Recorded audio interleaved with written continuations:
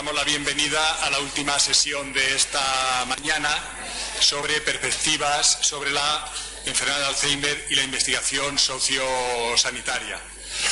En nombre de los tres miembros de la mesa damos las gracias a todo el comité organizador y en su nombre a nuestra anfitriona, a Maribel González Ingelmo, por haber tenido la amabilidad de invitarnos. Ya se ha dicho esta mañana que la enfermedad de Alzheimer es un proceso largo que en las personas que sobreviven hasta sus estadios finales puede llegar a durar hasta 20 años o más, por lo que es de vital importancia la protección en ellas de sus necesidades básicas de bienestar, movimiento, dignidad, interacción social y derechos fundamentales. Aunque sabemos que los fármacos enlentecen la progresión de algunos aspectos de la enfermedad de Alzheimer, su efectividad limitada obliga a contemplar la necesidad de ampliar el abanico de opciones terapéuticas a aquellas otras de naturaleza ambiental y psicosocial. De hecho, en la actualidad asistimos a un incremento exponencial en la literatura sobre la investigación sociosanitaria en la enfermedad de Alzheimer. Los resultados de dichas investigaciones ponen de manifiesto que este tipo de tratamientos no farmacológicos pueden contribuir de manera realista y asequible a la mejora de la enfermedad de Alzheimer, tanto por lo que se refiere a los propios enfermos como a sus cuidadores. La persona con demencia posee capacidad de aprender, de pensar, de experimentar sensaciones, de sentirse amada y cuidada, por lo que resulta imprescindible desarrollar programas de intervención que sean capaces de estimular las capacidades preservadas del individuo, mejorando la situación funcional en cada estadio de la enfermedad y ralentizando el declive cognitivo de la persona. La probabilidad de conseguir estos objetivos aumenta cuando las intervenciones son diseñadas y adaptadas en torno a los intereses y habilidades de cada persona, ya que los pacientes con Alzheimer presentan una gran variabilidad, tanto intra como interpersonal, en sus manifestaciones clínicas, lo que sugiere que es necesario individualizar las intervenciones en función de las necesidades y características específicas de cada paciente, de acuerdo con una filosofía de cuidados centrados en la persona. Las intervenciones psicosociales en Alzheimer se enmarcan, pues, dentro del modelo biopsicosocial de prestación de cuidados y abarcan un amplio rango de estrategias que pretenden mejorar la calidad de vida tanto del paciente como del cuidador, reduciendo la carga de éste y retrasando la necesidad de institucionalización. Para ello, el modelo, a la hora de diseñar el proceso de intervención, toma en consideración no solo los déficits cognitivos y funcionales de la persona, sino también su propia manera de entender las consecuencias de la enfermedad que sufre, a la vez que pretende reducir las repercusiones negativas que se derivan de la demencia para los cuidadores y familiares, otorgando en este sentido un papel relevante al abordaje eficaz de la sintomatología conductual. Si analizamos la situación actual de la investigación sociosanitaria en enfermedad de Alzheimer, es evidente que algunas terapias, como aquellas centradas en lo cognitivo y las multicomponentes, han alcanzado un grado de evidencia científica y de recomendación adecuado para el paciente y el cuidador. En este sentido, de manera concreta, se pueden efectuar algunas afirmaciones. Los programas multicomponentes que proporcionan apoyo y formación del cuidador, así como modificaciones ambientales, logran retrasar la institucionalización de la persona con enfermedad de Alzheimer con una modesta inversión de recursos, para lo cual hay grados de evidencia A. Diversos tipos de intervenciones psicosociales logran efectos beneficiosos similares a los observados con el uso de fármacos sobre la cognición. Por ejemplo, la estimulación cognitiva, el entrenamiento, la rehabilitación, intervenciones combinadas, sobre el entrenamiento en actividades de la vida diaria, la terapia ocupacional, sobre el bienestar emocional, la terapia de reminiscencia, la planificación de actividades y sobre los síntomas psicológicos y conductuales, estimulación y entrenamiento cognitivo, intervenciones multicomponentes, modificación de conducta, formación del cuidador, con grados de recomendación B. Finalmente, las intervenciones psicosociales consiguen actualmente una mayor eficacia que los fármacos a la hora de mejorar la calidad de vida del paciente y del cuidador, lo que se traduce en una reducción de la carga y el sufrimiento de éste, por ejemplo, con intervenciones psicoeducativas, programas de formación y entrenamiento del cuidador, con grados de recomendación también B. Por lo que se refiere al futuro de la investigación sociosanitaria en Alzheimer, este pasa por avanzar en la consecución de tres objetivos fundamentales: mejorar la eficacia, la eficiencia y la efectividad de las intervenciones. Para ello, sería necesario atender a algunos puntos. Por ejemplo, apenas se han publicado estudios sobre personas con demencia severa, a pesar de ser un grupo tan numeroso. Por eso es necesario desarrollar programas específicos para estos grupos tan abandonados.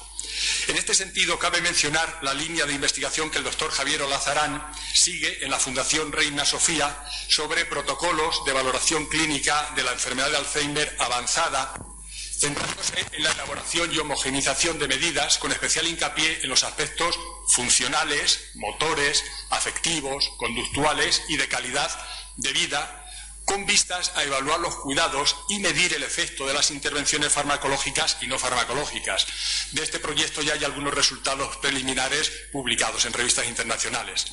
Es también necesario hacer esfuerzos para diseñar programas de tratamiento adaptados al perfil de síntomas de cada persona, a sus necesidades, sus preferencias, su historia de vida y su lugar de residencia, en su domicilio, en residencias de ancianos, en centros de día. Finalmente, la práctica de este tipo de terapias no suele realizarse de manera estandarizada y los procesos implicados en el éxito o el fracaso de las mismas solo están parcialmente definidos. En este sentido, un área de creciente interés es el estudio de las variables que podrían actuar como mediadores de respuesta, condicionando los resultados de las diferentes terapias. Se trata de variables que son susceptibles de ser modificadas por medio de una intervención y que predicen la respuesta individual al tratamiento. Algunos de estos mediadores potenciales, por ejemplo, las estrategias de afrontamiento del cuidador, han sido estudiadas por nuestro grupo en Málaga, habiendo ya publicado resultados recientemente que demuestran que aquellos cuidadores que utilizan estrategias de afrontamiento disfuncionales, no centradas en la implicación y en el compromiso, presentan mayores niveles de carga, ansiedad y depresión, así como una mayor frecuencia y gravedad de síntomas psicológicos y conductuales en los pacientes que son cuidados por ellos. Así pues, un mejor conocimiento de los predictores y mediadores de respuesta ayudará a seleccionar y optimizar las intervenciones en un futuro, permitiendo su adaptación a las características, circunstancias y necesidades individuales. Es asimismo necesario llevar a cabo investigaciones para aplicar el uso de las nuevas tecnologías como instrumentos para el entrenamiento cognitivo. En este sentido, también nuestro grupo ha finalizado recientemente el desarrollo de una plataforma web destinada a tal fin, el proyecto ELENA, Electronic Neurocognitive Stimulation. Se trata de un proyecto I+D+I aprobado por el Ministerio de Industria, Energía y Turismo dentro del Plan Nacional de Investigación Científica, Desarrollo e Innovación Tecnológica y financiado por el Fondo Europeo de Desarrollo Regional. Cuenta además con una red social desarrollada específicamente para el proyecto, a la que podrán asociarse pacientes, cuidadores y profesionales sanitarios. Por último, para que estas intervenciones sean reconocidas como tratamientos eficaces, hace falta disponer de sistemas de evaluación adecuados, rigurosos, sistemáticos, para validar sus beneficios científicamente. Su potencial necesita ser explorado más en profundidad, introduciendo mejoras en la metodología de la investigación que impliquen la puesta en marcha de procedimientos de evaluación ciega más elaborados, la verificación de los beneficios de cada tipo de intervención, sus componentes específicos, los efectos diferenciales de los mismos, el efecto de la motivación del terapeuta sobre los resultados, así como el impacto que tienen en la relación coste-beneficia. Es, en definitiva, evidente que existe una necesidad creciente hacia el desarrollo de investigaciones más rigurosas que nos permitan conocer qué terapias resultan más eficaces y eficientes desde el punto de vista de los costes-beneficios, especialmente en áreas de uso generalizado con un marco teórico sólido y que puedan ser claramente definidas y aplicadas a un coste relativamente bajo. En el futuro sería rentable poder comparar las distintas respuestas generadas por tipos de intervenciones diferentes. Resulta también absolutamente necesario crear equipos multidisciplinares que puedan desarrollar acciones y proyectos científicos altamente competitivos. Para profundizar en todos estos puntos que acabo de esbozarles rápidamente a ustedes, contamos con dos ponentes verdaderamente de prestigio y de altura que a buen seguro nos van a aclarar mucho de los aspectos y de las dudas que yo acabo de introducir en estos momentos. Contamos con el profesor Eamon O'Shea, que es miembro del Centro de Gerontología Social de Irlanda, que ejerce como catedrático de Economía en la Universidad Nacional de Irlanda en Galway. Ha escrito diversos libros y monografías principalmente en el campo de la economía de la salud, la demencia y la política social, así como ha contribuido con más de 25 capítulos de libros, principalmente sobre envejecimiento y desigualdad. Ha sido el responsable de numerosos informes encargados por agencias nacionales irlandesas como el Consejo Nacional sobre Envejecimiento y Ancianos o internacionales como la Comisión Europea y el Consejo Europeo. El interés actual de su investigación se centra en estudiar los aspectos de la economía, de la demencia, la evaluación de los cuidados de salud y el envejecimiento rural. Nos va a hablar sobre intervenciones psicosociales para personas con demencia. Y a continuación, el doctor Alfonso Cruz Gentov, que es doctor en medicina por la Universidad Complutense de Madrid y especialista en geriatría y gerontología, y que actualmente dirige el servicio de geriatría del Hospital Universitario Ramón y Cajal y la unidad de geriatría de la Clínica Ruber, ambos en la capital de España. Es profesor de geriatría en la Universidad Europea de Madrid y fue presidente de la European Union Geriatric Medicine Society. Ha sido también directivo de la Sociedad Española de Geriatría y Gerontología y actualmente es representante de España ante la International Association of Gerontology and Geriatrics, así como miembro del European Alzheimer's Disease Consortium. Es miembro del comité editorial de varias publicaciones de su especialidad y fue también director médico de la popular revista de divulgación médica Tu Salud. Es autor o editor de varios libros científicos, así como autor de los libros de divulgación La vida empieza a los 50 y La vejez positiva. Ha publicado un centenar de artículos en revistas nacionales e internacionales y hoy nos hablará de la investigación clínica en las residencias. Así que sin más preámbulos, damos paso al doctor Sieg para que comience su intervención.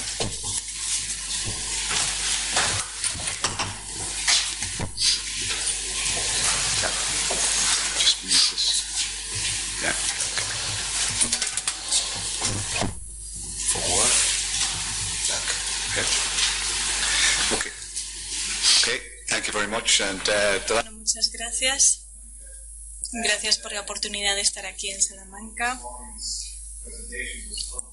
Lo más interesante que me ha parecido de las intervenciones de esta mañana son también temas en los que llevo trabajando en Irlanda en los últimos 20 o 30 años. Soy economista, pero en 1999 escribí en Irlanda el primer Plan Nacional para la Demencia que no tuvo mucho éxito y que fue ampliamente ignorado, pero se trataba de ayudar al gobierno irlandés a la nueva estrategia para crear excelencia en el cuidado de la demencia. Y eso ha dado lugar al nuevo Plan Nacional sobre Demencia que se publicará pronto. Es decir, ha habido grandes progresos en este sentido. Y también veo que se están realizando cosas similares en otros países de Europa. Yo soy economista, así que yo me he formado sobre todo en evaluación de la eficacia, la eficiencia, la igualdad de los programas en ciertos aspectos.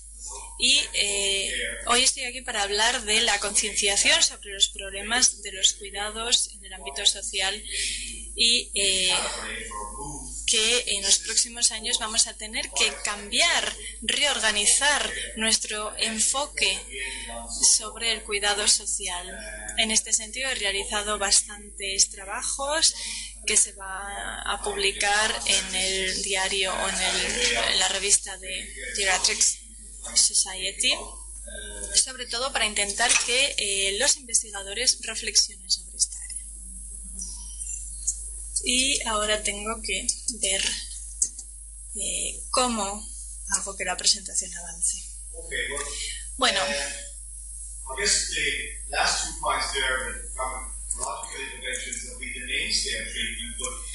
las intervenciones farmacológicas han sido o han supuesto la mayor parte de las investigaciones que se han llevado a cabo en este terreno.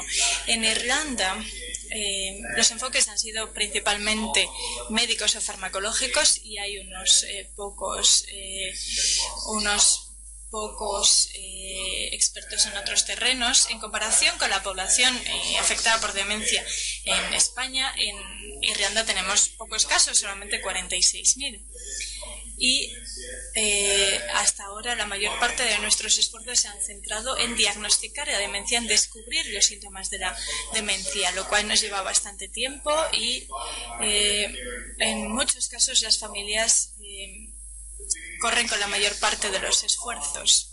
Sin embargo, se ha avanzado y los enfoques psicosociales han ganado terreno. Cuando pensamos en esto, tenemos que pensar en un marco teórico de justificación de la relación entre una cosa y otra, pero creo que ese es uno de los retos mayores para la identificación de qué es lo que queremos hacer cuando hablamos de enfoque psicosocial, porque puede significar cosas diferentes para cada persona y en realidad es bastante diferente, es bastante difícil encontrar un enfoque coherente y convergente. Tenemos que tratar de encontrar cuáles son los proyectos psicosociales que mejor ayuda a tratar a una persona con demencia. Y como economista, una de las cosas que sabemos a la hora de tomar decisiones es que es bastante difícil decidir en qué se gasta el dinero y en qué se emplean los recursos. Y por eso creo que es importante que podamos ser más específicos cuando hablamos de enfoques psicosociales, qué funciona y qué no. Ese es uno de los terrenos, uno de los aspectos en los que nos tenemos que centrar. Pero ¿dónde tiene esto su base? Podemos centrarnos en diferentes cosas como la noción, el concepto de autonomía, proyectos centrados en las personas, proyectos centrados en la enfermedad. Hay nuevos centros que se centran en la dignidad, en el respeto, en la autonomía, en el autodesarrollo.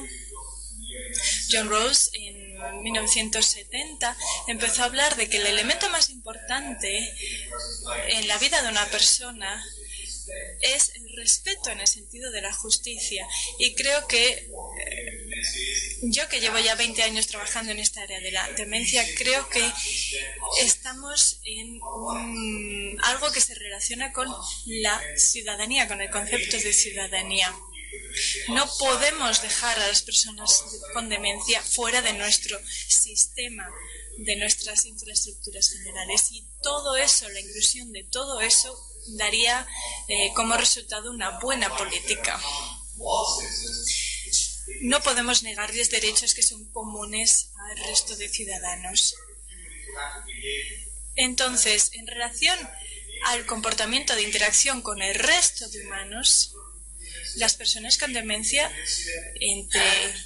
las personas con demencia entre sí, con otras personas que no tienen demencia, con su identidad previa, con su identidad actual, no son cosas fáciles. Nada de esto es fácil partiendo de una interpretación teórica para intentar que nuestra intervención tenga sentido. Se trata de interacción entre proveedores también, entre cuidadores, entre los geriatras, entre los asistentes, entre los terapeutas ocupacionales, entre los médicos de cabecera. Todas estas personas, todos estos profesionales tienen su impacto en la vida de las personas con demencia. Entonces, a la hora de hablar de la formación, tenemos que decidir a quiénes elegimos como receptores de la formación, porque muchas veces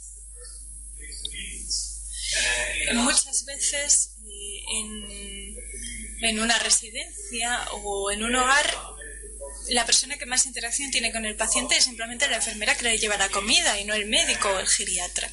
Y todo eso lo tenemos que tener en cuenta, también con las familias. Esta mañana,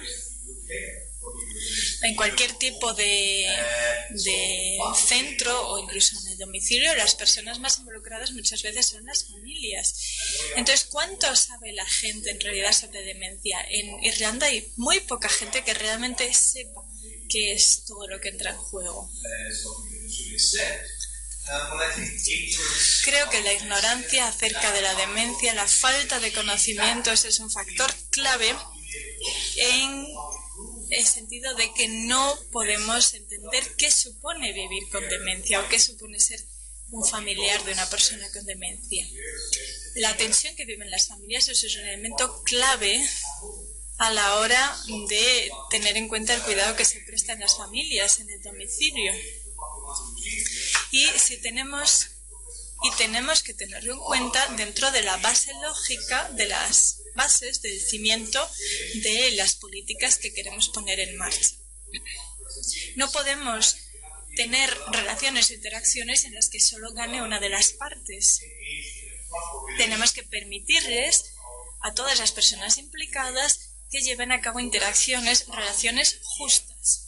La reciprocidad es un elemento clave en la interpretación teórica de las relaciones entre los enfermos de demencia y el sistema de cuidados, igual que lo es la integración de los cuidados. Un elemento clave en Irlanda y lo que hacemos en las comunidades que tratan la demencia es integrar el cuidado, evitar la exclusión y fomentar la visibilidad, la integración de todos los tipos de servicios relacionados y no solamente en el contexto social. Esto es bastante difícil, no es fácil, no es fácil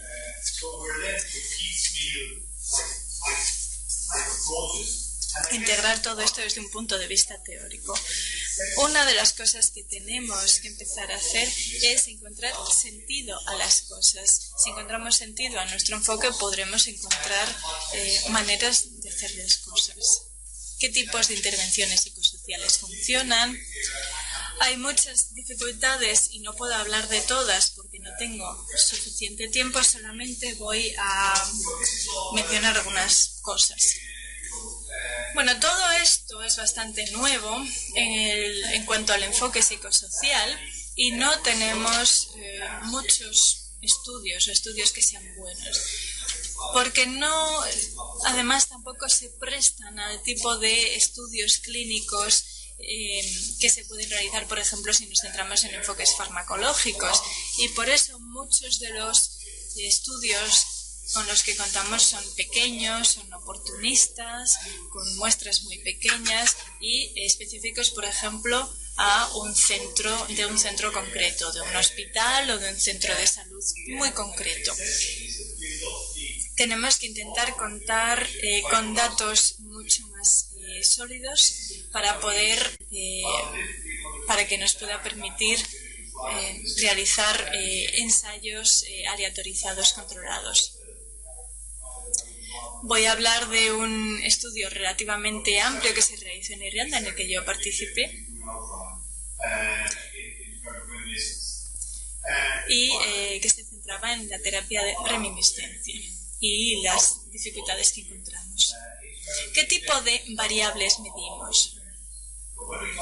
Cuando hablamos de la calidad de vida, ¿qué tipo de mediciones utilizamos para esta variable? ¿Cuáles son nuestros objetivos primarios? ¿Qué sabemos ya? ¿Cómo evaluamos si una intervención es eficaz o no? Todo esto es bastante difícil. ¿Qué es lo eficazmente clínico, lo clínicamente eficaz? Para mí, uno de los principales obstáculos es la diferencia entre las mediciones a lo largo de un tiempo determinado o el tipo de mediciones que se realizaban antes. Porque muchas veces los resultados son contradictorios. Muchas veces realizamos mediciones de una variable a lo largo de 36 semanas y vemos que algo es eficaz. Y consideramos que es una intervención eficaz, buena. Pero si se estudia durante un periodo de tiempo más corto, pues resulta que no es buena. Y a lo mejor si se estudia durante más tiempo tampoco es buena. Entonces, ¿cómo decidimos si es buena o no?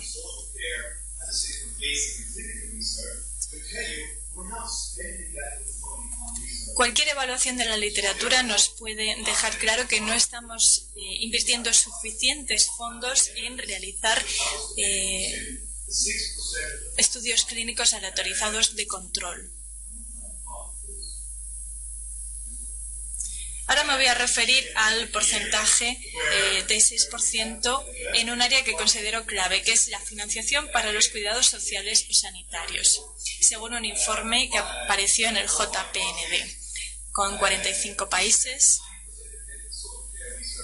Solamente nos gastamos estos porcentajes que ven aquí en, por ejemplo, investigación básica, investigación clínica, investigación en, como he dicho, cuidados sociales y sanitarios. Y aquí ven, en Irlanda solamente dedicamos a este área el 9%, los que más dedican son Países Bajos con un 26%. A menos que gastemos más dinero en esto, vamos a tener dificultades para hallar lo que queremos y sobre todo para saber lo que no sabemos, porque una de las cosas que he aprendido a lo largo de todas las conferencias en las que he estado es que tenemos ideas muy diferentes sobre lo que funciona y lo que no funciona, y con demasiada frecuencia no tenemos manera de probar nuestras hipótesis. Y eso es una tarea para las personas que conceden los fondos y para los que asignan los fondos a un tema u otro. Siempre nos piden que contemos con evidencias, con pruebas.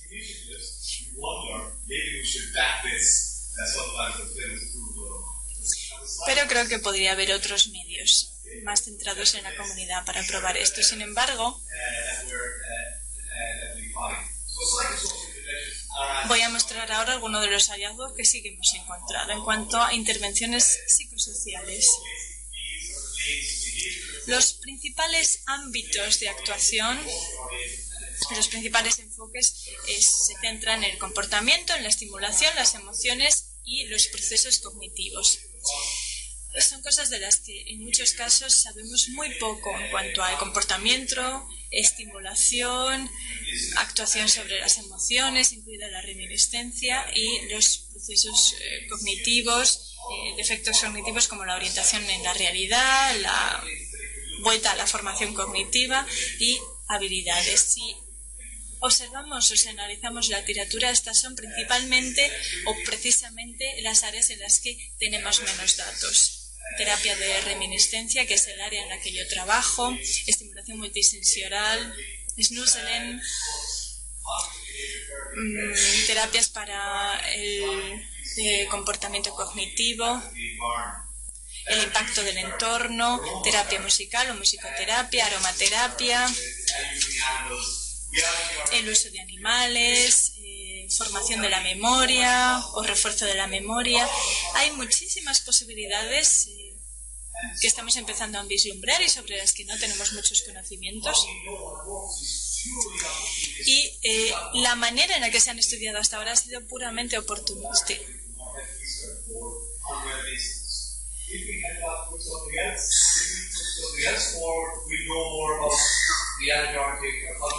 Nosotros nos hemos centrado en la terapia de reminiscencia, pero se pueden dedicar muchos más recursos a utilizar otras terapias. Hasta ahora se ha hecho mucho de modo oportunista, viendo dónde se podía asignar dinero. Esto no es un comportamiento científico desde mi punto de vista, decir a qué se asigna la financiación sin saber qué funciona y qué no. En la revisión sistemática de Olazarán del año 2010 de intervenciones no farmacológicas, he de decir que pocos estudios de esta revisión cumplían con estándares de calidad elevados. En casos en los que de forma constante nos estamos preguntando cómo se soluciona este problema, cómo puedo solventar este problema de las mediciones de los resultados que realmente nos den resultados para las personas con demencia. Nos encontramos con este problema. Por ejemplo, las muestras han sido pequeñas, no se encuentran estudios ciegos de evaluación de resultados y no se evalúa suficientemente el cumplimiento, sino que simplemente se trata de estudios de intención. No vemos qué es lo que funciona, si determinadas terapias funcionan o determinadas otras no. Solamente se ve a gente que está trabajando sobre algo y eso sorprendentemente provoca resultados, pero muchas veces no hay suficiente tiempo para que el científico publique su estudio o tenga tiempo de estudiar lo suficiente. Como he dicho, también hay un problema de cumplimiento. Se trata de entornos muy difíciles de trabajar, tanto las residencias como los domicilios de las personas. Y muchas veces hay mucha gente que nos dice, me gusta lo que hago, lo que podría hacer, pero no tengo tiempo de llevar a cabo un estudio de la manera en que la comunidad científica lo requiere. Y todo esto provoca dificultades que no nos permiten que se lleve a cabo una investigación de forma puramente científica y que cumplamos los estándares de investigación científica. También tenemos muchas tasas altas de abandono, porque muchas veces los investigadores no saben cómo interpretar si un paciente cumple los criterios para incluirlos en un estudio o no. ¿Cómo se sabe eso? ¿Cómo se juzga? No se sabe tampoco si se han cumplido las normas éticas, porque muchas veces si te pones demasiado estricto, hay gente que va a abandonar. Los familiares no quieren firmar documentos de consentimiento. ¿Cómo se logra de otra manera si no que las familias colaboren y que los pacientes colaboren? Todo eso nos impide que se validen las mediciones de los resultados con los que ya todos ustedes están familiarizados, pero que, por ejemplo, no nos permiten saber qué medición podemos usar, por ejemplo, para validar un estudio de terapia de reminiscencia, o qué medición utilizamos para valorar la agitación o la calidad de vida. Utilizamos las medidas, las escalas que ya hay, o nos tenemos que quedar preguntándonos si la agitación es un criterio importante o no. La depresión, porque muchas veces obtenemos resultados en conflicto con la puntuación de depresión o la puntuación de calidad de vida. Y todo esto provoca problemas a la hora de medir los resultados.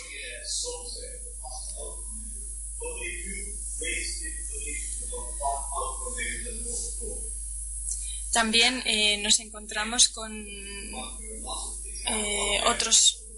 otras escalas que entran en conflicto con las anteriores, etc. En Reino Unido se han llevado a cabo estudios sobre orientación de la realidad. Ha habido otro estudio que obtuvo resultados interesantes sobre la terapia de reminiscencia y que trabajan mucho en este ámbito. También se ha publicado un estudio similar en Argentina sobre reminiscencia.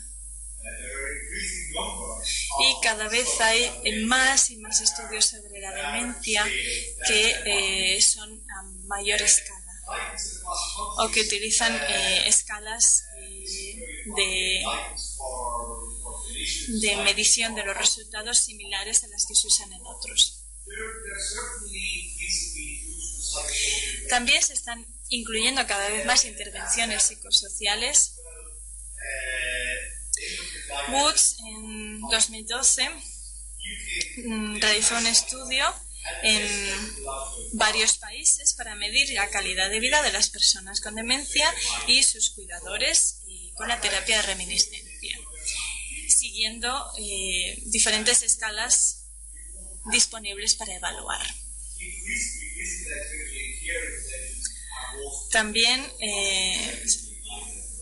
he de decir que existen unas directrices que muchas veces se usan, pero aunque existan, existe evidencia de que las intervenciones farmacológicas siguen teniendo más apoyo que las directrices psicosociológicas, a pesar de que haya algún tipo de intervención psicosocial que esté aceptada internacionalmente.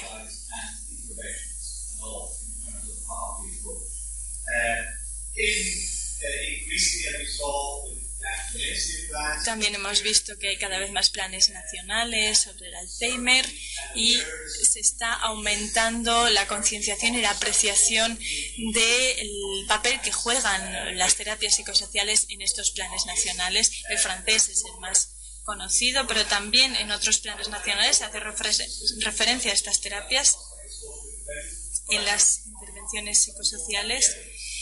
Y en muchos otros casos no, y entiendo por qué, porque no hay suficientes pruebas que los apoyen. En el Plan Nacional de Irlanda, que se va a publicar pronto, no contamos con referencias explícitas que aprueben el uso de intervenciones psicosociales en estos planes. Y esto todo tiene relación con lo que hemos estado diciendo. La falta de evidencia o evidencia parcial, la falta de estudios que cumplan los requisitos para la investigación científica. Así que probablemente todavía tardaremos entre 5 o 10 años para que estas intervenciones psicosociales, si finalmente descubrimos que son eficaces, porque de momento solo es una hipótesis, puedan plasmarse en una serie de directrices aprobadas y oficiales. Ahora me gustaría acabar hablando un poco de la reminiscencia y de los trabajos que estamos haciendo en Irlanda, ya que recientemente se ha publicado un estudio en una revista de psiquiatría. Es un área de trabajo difícil y yo he sido el investigador principal.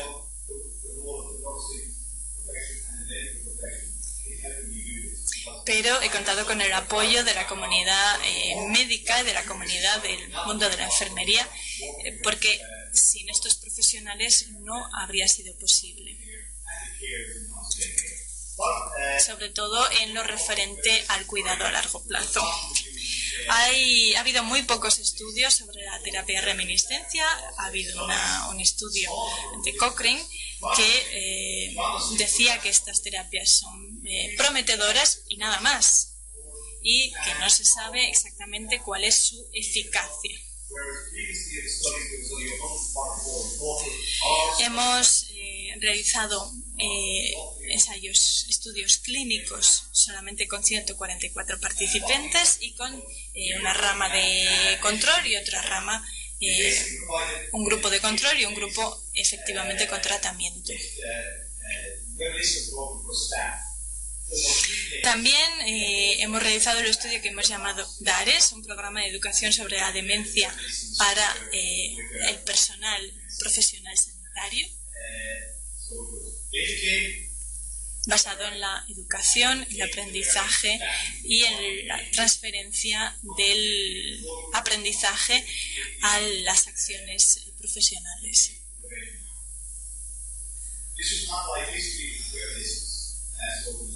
Estoy hablando de reminiscencia, que es el uso deliberado de pistas, por ejemplo, fotografías, olores, música y preguntas para promover que las personas con demencia recuerden, tengan recuerdos agradables.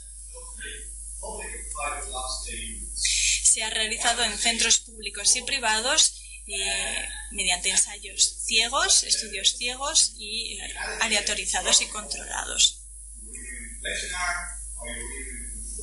Se dividía a los participantes en un grupo de control y un grupo de intervención y seleccionamos a personas con demencia en centros, en residencias.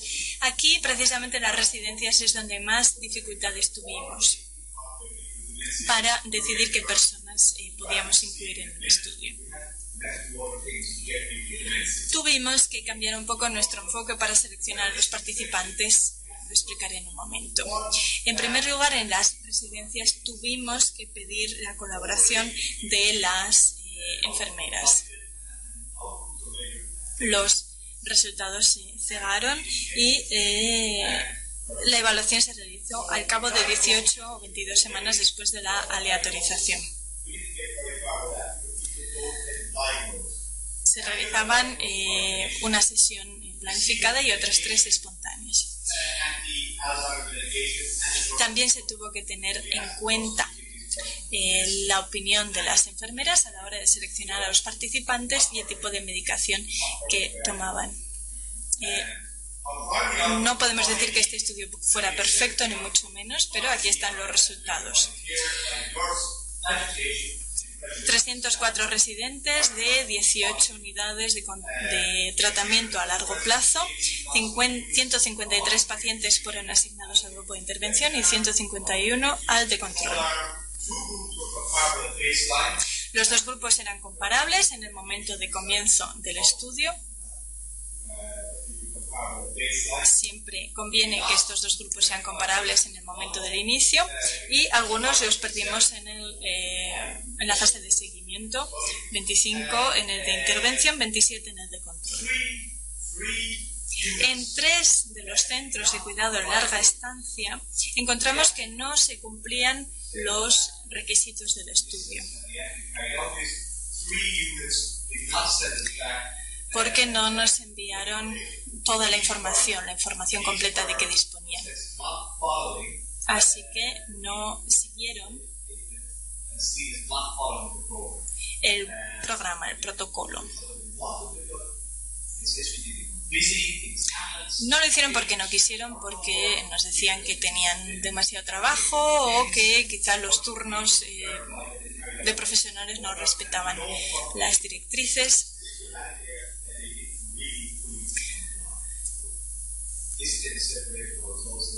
Así que tuvimos que dividir los resultados entre los centros que tenían intención de tratar y aquellos que efectivamente siguieron las directrices y cumplieron todo el protocolo.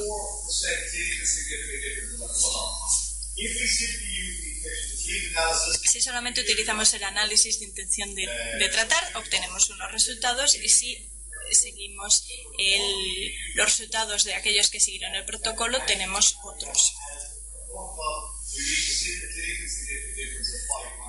Me estoy refiriendo a la importancia clínica de 5,22, de intervalo de confianza del efecto previsto. En la intención de tratamiento era solamente de 3,54. También encontramos una diferencia significativa en términos de nivel de calidad de vida.